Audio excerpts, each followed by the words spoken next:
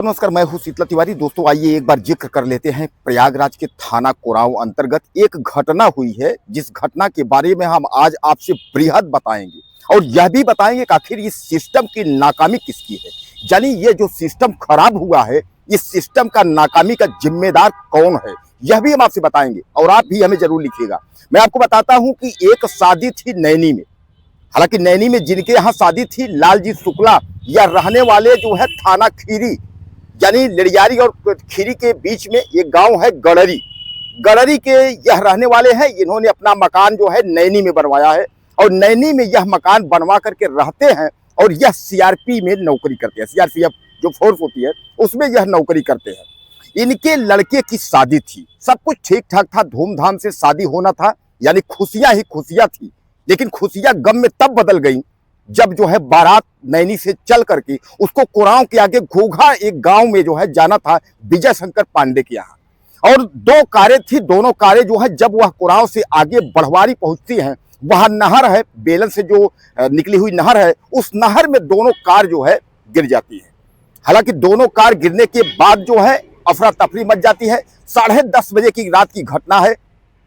उसके तत्काल बाद जो है गोताखोर, एनडीआरएफ, एसडीआरएफ, यानी जितना भी है जल के संबंधित जो भी सरकारी जो लोग हैं वह पहुंचते हैं और सकुशल लोगों को निकाला जाता है। लेकिन उसमें जो है 2 लोग आज हमारे बीच में नहीं है, यानी 2 लोगों की जो है दुखद मृत्यु हो जाती है। आप समझ लीजिए कि रात भर सर्च ऑपरेशन चला, लेकिन सुबह भोर में जो है जहां कारें गिरी थी उससे कुछ दूरी पर जो है एक व्यक्ति का लाश मिला, यानी दोनों के जो शव थे वही मिले।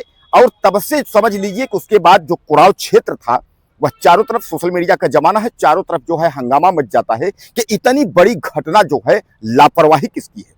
मैं आपको बता दूं, कोरांव से जब आप चलेंगे दामलगंज के रोड पर जो है बढ़वारी है, बढ़वारी के पास जो है मोड़ पड़ता है और बेलन नहर है।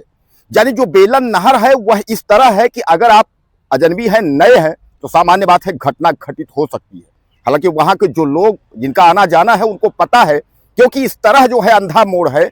लेकिन आपको मैं बता दूं कि इसके पहले जो है रामकृपाल जी विधायक थे, राजबली जैसल जी विधायक है और वर्तमान जो राजमणि कोल जी विधायक है, उनका घर भी उसी के बगल में ही है।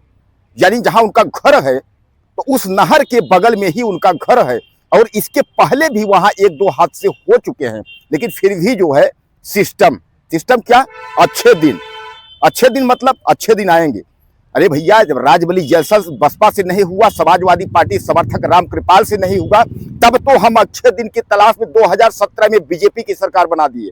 लेकिन शर्म है ऐसे सिस्टम पर और शर्म है ऐसे लोगों पर कि जिन्होंने आज तक जो है कोई भी कार्यवाही नहीं करवाई, एक सड़क की जो है व्यवस्था नहीं कर पा रहे हैं।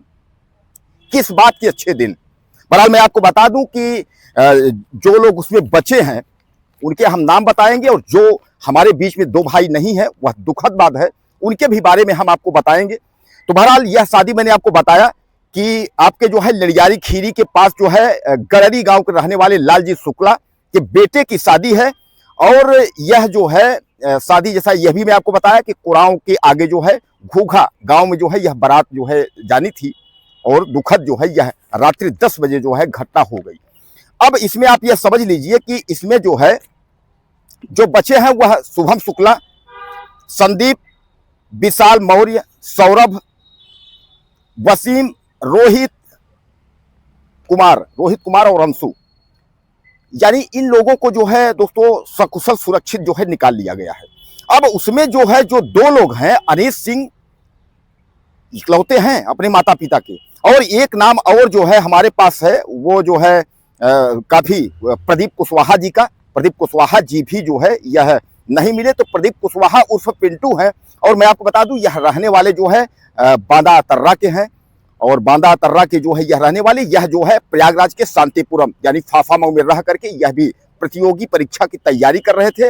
और उसी में जो है मैं आपको बता दूं जो ये नाम अनीस है, तो अनीस जो है यह रहने वाले जो है बलिया के हैं और अनीस के पिता भी सीआरपी में थे। लेकिन उनके पिता की कुछ साल पहले जो है मृत्यु हो गई थी, तो उनके जगह पर जो है अनीस को नौकरी मिलने वाली थी। वह भी अपना तैयारी अपना उस हिसाब से कर रहे थे कि वह भी उनको वर्दी मिलने ही वाली थी।